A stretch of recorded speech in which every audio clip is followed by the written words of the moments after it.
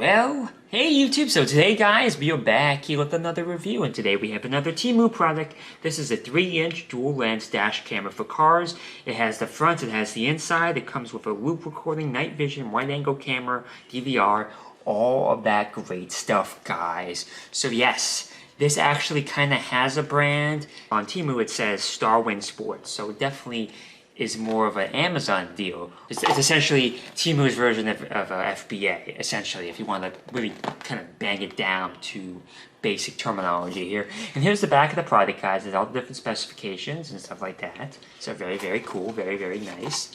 That's what you get for the box here. So let's open up the product, guys, and let's see exactly what we have in here. So this comes with a 32GB SD card, and it costs about $15.49. Not too shabby for a dash cam solution with SD card.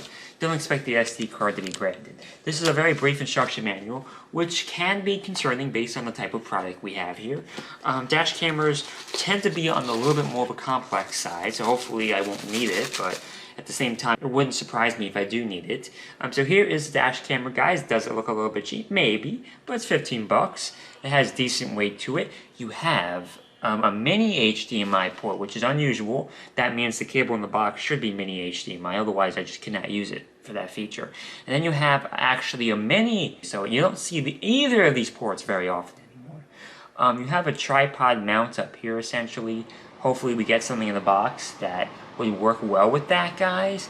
So guys, to remove this piece here, which is how you activate the rear camera, right? It's how you achieve the full loop vision, so to speak, right? You're going to take this piece here, and you're going to kind of pull it off like this, just like that, guys. And that opens up a port, which you'll use this camera here to attach. And also this piece here has the mini HDMI, so it's kind of like putting a puzzle together, so to speak. It all kind of fits and makes sense and stuff like that. So we're going to take this here, and I'm going to slide it in like this. One way won't work, so you gotta do it the other way.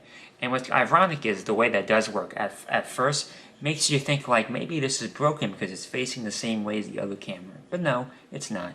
You're going to take the camera here and you're going to rotate it while it's already attached. Just like this, guys. Just like this, guys, you now have front and back vision here, which is exactly what you need. And also, guys, now you're going to take the mini HDMI. You're going to plug it into the mini HDMI port. That makes sense because why or how else would you even use this cable, honestly? Cable placement is something that's a little bit tricky. You have to kind of make sure you don't get this thing in the way here. Not the easiest thing to do. It will block the lens here. You can see how it's blocking the lens. You gotta make sure you kind of get it up here and run it through the top here. But yeah, so just like that, guys, that's kind of how I would imagine you would set the product up if I was to take a guess here. We also have this piece here, and this is going to be the mounting bracket. So you're going to put this on top here, and the only problem is this cable gets in the way. So now we kind of have to position this thing here and get it so it can reach this port here without blocking any cameras or stuff like that. I do think maybe they could have done a better job with this. You can push this up and down, so you push it up to get a better angle here at the port. So let's go ahead and do that now. Alright, just like that, guys. Now it's plugged in here, as you can see, which is awesome, guys. The screen's about 3 inches here. It looks very impressive for the price, I must say. I'm assuming there's no actual battery in this thing, if I was to take a guess. I don't know if there's an actual on switch or not. I'm going to look for one. I don't see it, so you probably need to just plug it in for power. You know what? There is a power button, actually, right here. I stand corrected there. And next to the power button, you have the lock button, the OK button, and the M button. Then on the other side here, you have up, down, and you have like the menu button here, probably to see the different videos and pictures you've taken. And this is the side with the power option here. I apologize, I know it's kind of dark. There's no easy way for me to show that to you, but just take my word at it, and we'll go from there, right, guys? Okay, so now in terms of powering the device. So they do give you a device here to charge the product with. It's a mini USB to cigarette port, which is nice for any car settings and stuff like that. But for my testing, that makes things a little bit more complicated because I do want to test this here at my desk to get a kind of a quick peek here at how the video footage and audio footage is going to look here. So I'm going to have to figure that out. I have this cable, but in USB form on the other end, so I'm going to test it probably with that, just to give you guys kind of a peek of how this is going to look in my room. So let's do that test now. I'll be right back. Alright guys, here we are recording some footage with the dash camera guys. I don't know why my face is upside down. I could not figure out why, but at least I got this working, which was a pain in the butt to get this camera working. The main one works great, and I have to say it even does a good job focusing on text here. You know, you can even read the pretty fine text here without much of a problem, but I must say the other camera here is very weird. I don't know what it's doing. I don't know how to rotate it, but I'm just happy it works. There is a watermark there on the bottom left, which has the time and date, which is interesting. Very 1990s-esque, but, you know, honestly, for the money, I think it's fine. Here's my hand, guys. You know, it looks pretty natural to me. It looks pretty normal.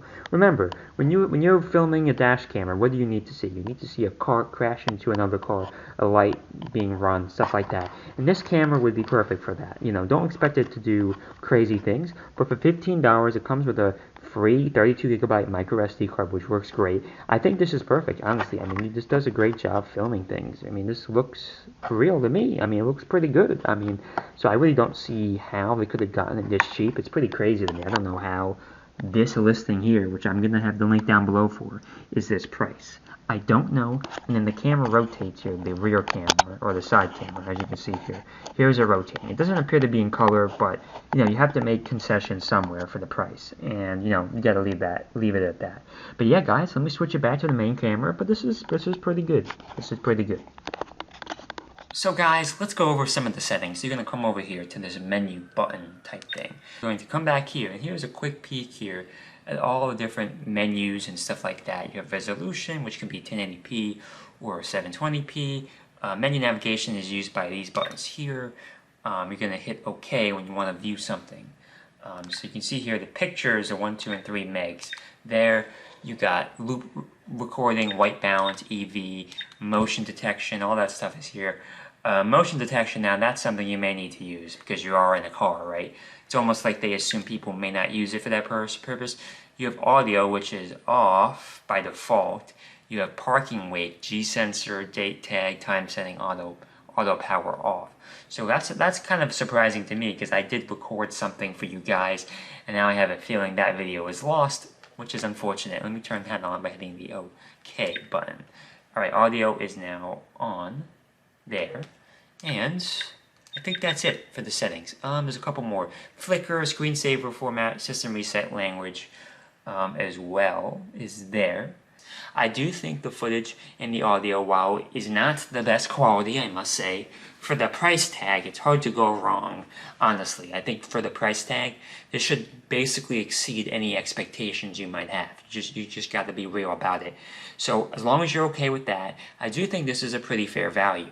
I will have an Amazon link, Temu link, and DHgate link down below. Please check it out if you want to support me. It supports me when you purchase things. So otherwise, make sure you like, comment, subscribe, favorite, put on the notification bell. Please turn off the ad block, please. That stuff really helps me out. And yeah, guys, check out my website, pbosonline.com, if you want to see this video and every video I've ever made for free without any ads at all. Or buy merch on my website for 50% off, or you can buy it on YouTube 50% off. All that stuff really helps me out. Really hope you enjoyed that video. Thank you. Bye.